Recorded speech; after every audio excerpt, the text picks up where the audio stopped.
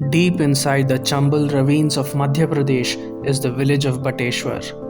The village is home to an ancient Hindu temple complex of 200 odd temples, which were mostly a pile of rubble until recently. The ruins, which were once majestic temples, was built sometime between the 8th and the 10th centuries AD during the reign of the Gurjara Pratihara dynasty. Though it was declared as a protected monument by the Archaeological Survey of India way back in 1924, none were willing to even visit the site to carry out conservation work.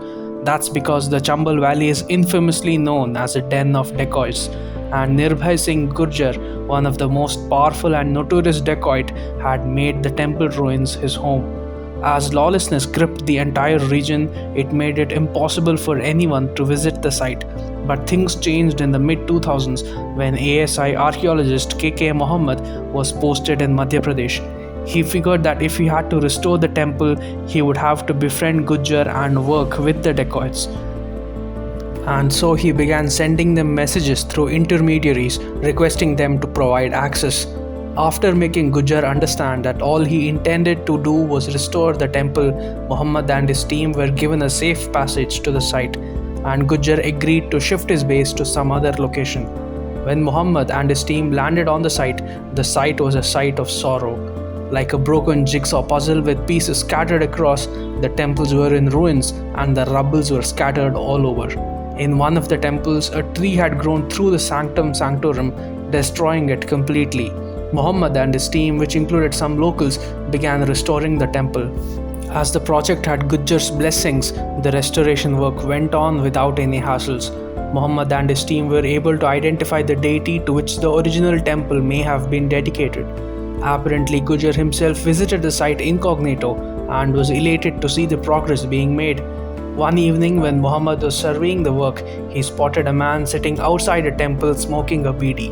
He went up to the man and objected to his disrespecting of the temple. One of the locals working for Muhammad rushed to him to let him know who he was speaking to.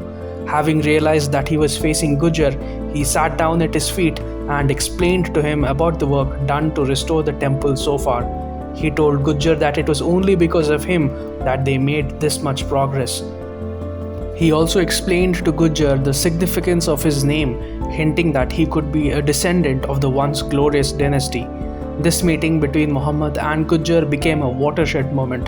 Gujjar agreed to vacate his base immediately and move elsewhere with just one condition, that he be allowed to worship at the Hanuman temple, which he and his gang do before every dacoity. Muhammad agreed and told him that they left the site by 6 p.m. anyway. With Gujjar moving away, Muhammad was now able to safely bring masons from faraway Chanderi who could truly elevate the quality of the restoration. But the law caught up with Gujjar soon and he was shot dead. But the real trouble came only now. The dacoits had managed to keep the stone quarrying and mining mafia at bay. Emboldened by Gujjar's absence, the stone quarrying and mining mafia became a threat to the site. They began mining around Bateshwar using dynamites, causing some of the painfully restored temples to crumble again.